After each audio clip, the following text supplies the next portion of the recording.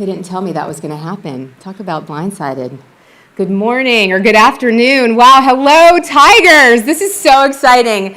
Thank you so much, everyone, for welcoming me back to this beautiful campus.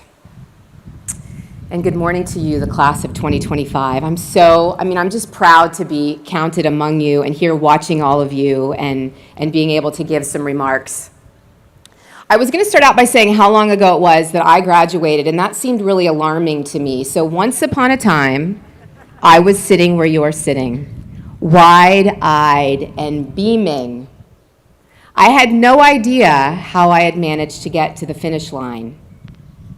Between classes and jobs, Greek life, Go Gamifies, parties, all of the things that we do here on campus. But what I didn't realize is that it was not a finish line. It was merely a starting point. The start of a life to be well lived and loved. A start of a life that was born of the hopes and dreams and goals that we make on this very campus. I took an unofficial survey of about 30 friends recently, and I said, hey, do you remember your graduation speaker? And only 2 of them sort of remembered something. And the beauty of that is that no matter what I say, I get to leave the stage and no one will remember me. I think I've got it made. My graduation speaker was Marian Wright Edelman, founder of the Children's Defense Fund and a longtime hero of mine. I sat in the audience, starstruck and overwhelmed at being in the same space as a woman I wanted to be. As an advocate and an activist, a leader and an author, Marian was a force to be reckoned with. And on that day, that force issued us a challenge. And I think I want to reissue it today. She said, if you don't like the way the world works, fix it. She said, in fact, you have an obligation to fix it. So I decided that day I was going to follow in her footsteps. I was going to go to Washington and take with me all of the tools that I had learned here at Wittenberg. When I arrived here in 1989, as Professor Heather said, I became a student coordinator in the community workshop. And we thought we were saving the world. We were definitely doing it already if we weren't going to do it soon. Sorry. I was put in charge of the football team doing their service, and I used to say that it was hilarious for this reason. They were held in the science auditorium, the meetings with me and the football team, like a one-woman pep rally. Imagine me, 5'2", looking up into the stadium-like bleachers at guys twice my size, trying to convince them to get off the field and into a homeless shelter or a soup kitchen or an elementary school. It'll change your life, I would say. You'll love it. And oftentimes it did. Those moments, those unique moments right here at Wittenberg sowed the seeds for traits that I honed and believe make a very wonderful life. I'm going to start with number 5, even though I'm not sure there's any real good order to put them in. Number 5 is be curious. I think curiosity is one of the best leadership traits. Heck, it's the best human trait that we can develop, and I do believe it's developable. When I arrived at Wittenberg, I had a grandmother who followed me here. She wasn't going to let me go. I grew up 3.5 hours from here, and my grandmother thought every time you asked a question, you were nosy. I could say, Grandma, what's for lunch? Don't be nosy. Grandma, what's your middle name? You get the idea. So I arrived at Wittenberg forgetting how to ask questions. But the moment I got here, my entire world changed. I learned about religions and races and cultures that I didn't know existed from my small town upbringing. Classes like East Asian Studies and African American history made me realize that this small piece of the world could lead to a great big one for me if I used it and honed it and loved it and nurtured it and believed in it. And that's exactly what I wanted to do. Other, to me, meant everyone. I couldn't learn enough from every different than me person, moment, or experience that I had walking on this campus. Curiosity is something you can take throughout your entire life. Like years later when I was talking to a member of my team at one of my hardware stores, and I couldn't contain my curiosity and wonder about why Mike at the age of 59 had become a runner. When you're staring 59 in the face, it's not going to seem as old as it probably does to you right now. But I just didn't see Mike as much of an athlete. So I asked him, hey, dude, why'd you become a runner at 59? Mike said, I was homeless, Gina. I was living on a park bench in the middle of Washington, D.C. I had lived there for years. And a man from a nonprofit agency came to me one day and he said, hey, if you come to a meeting, we'll give you a pair of shoes. Mike said, I needed those shoes, Gina, and I was curious. So we went to that meeting, and at that meeting they said, if you come to another one, we'll give you a pair of pants. And at that meeting they said, hey, do you want to go for a walk with us? And he said, before I knew it, I was walking and then jogging and then running my way all over Washington, D.C.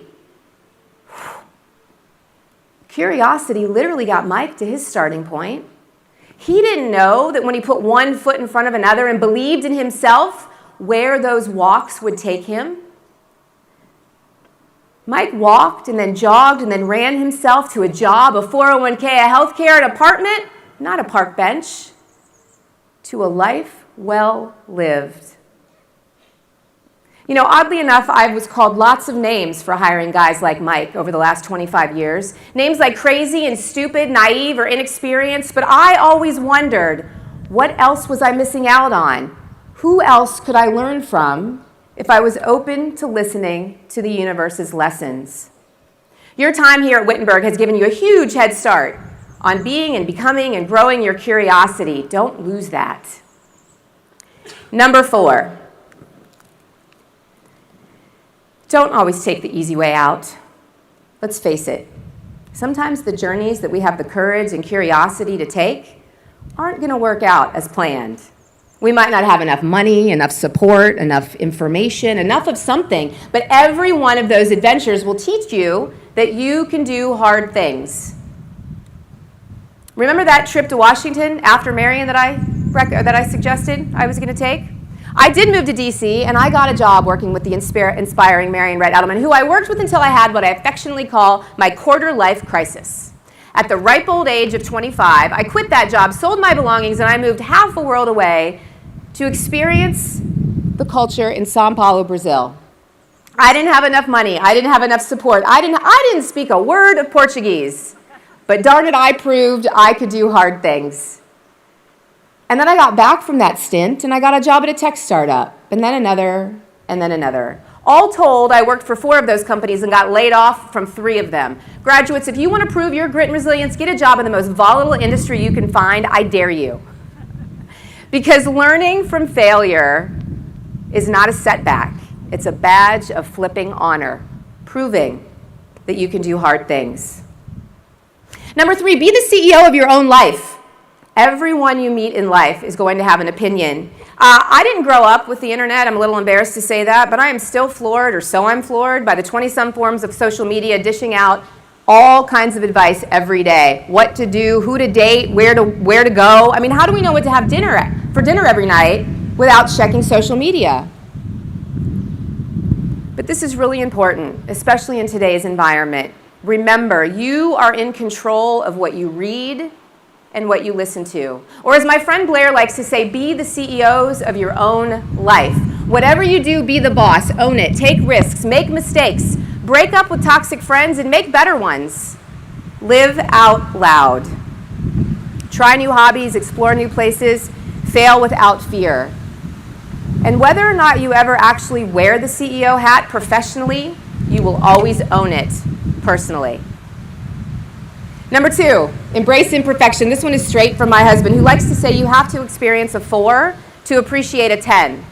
What does that mean? Well, in my family, it means that sometimes the dinner you make is going to look and taste more like anti-hunger paste than that beautiful masterpiece that the New York Times cooking section promised me. It never works. Or sometimes your boss is going to be a total jerk, maybe a 3. That's life.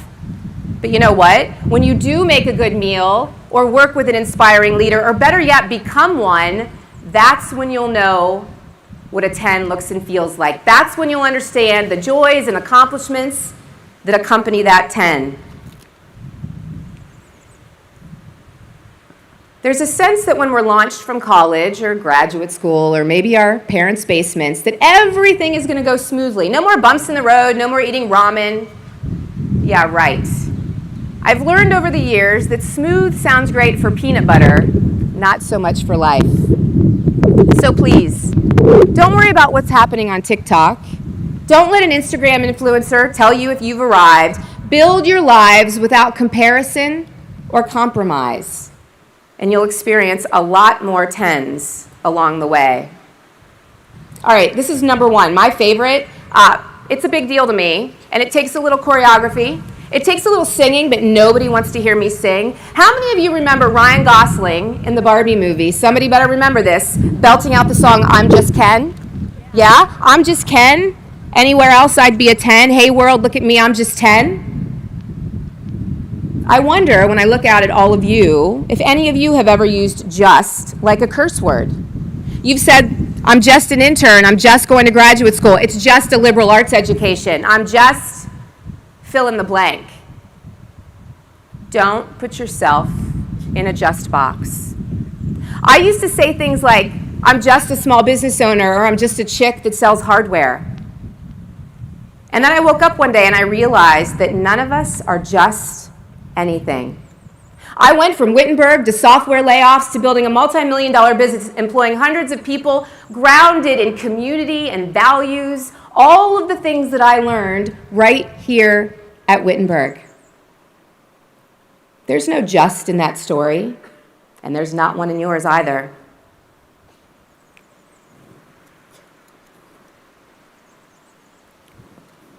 As you get ready to enjoy your last moments on campus, I encourage you to think of my list and each opportunity as your new starting line. Blue skies above, thank you.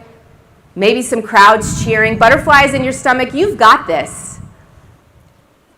Nobody takes notes at a commencement address, and you're going to forget me anyway, so here's the top 5 recaps. Be curious. Be your own boss. Do hard things. Experience 4s and know that makes the 10s better, and remember that you are not just anything. I encourage you to think of the lives you're about to embark on, the struggles you may have, the days or jobs or experiences that will occasionally fall short of a 10 or a 9 or an 8. Nothing is ever perfect. And as you embark on this journey, I want to remind you that you are a college graduate from an incredible institution that has given you the tools to pass on your own light in whatever way or ways your heart desires. Inhale the future, exhale the past. Thank you for giving me this time to reflect on my experience here at Wittenberg, and I cannot wait to see what you get into next. Congratulations, class of 2025.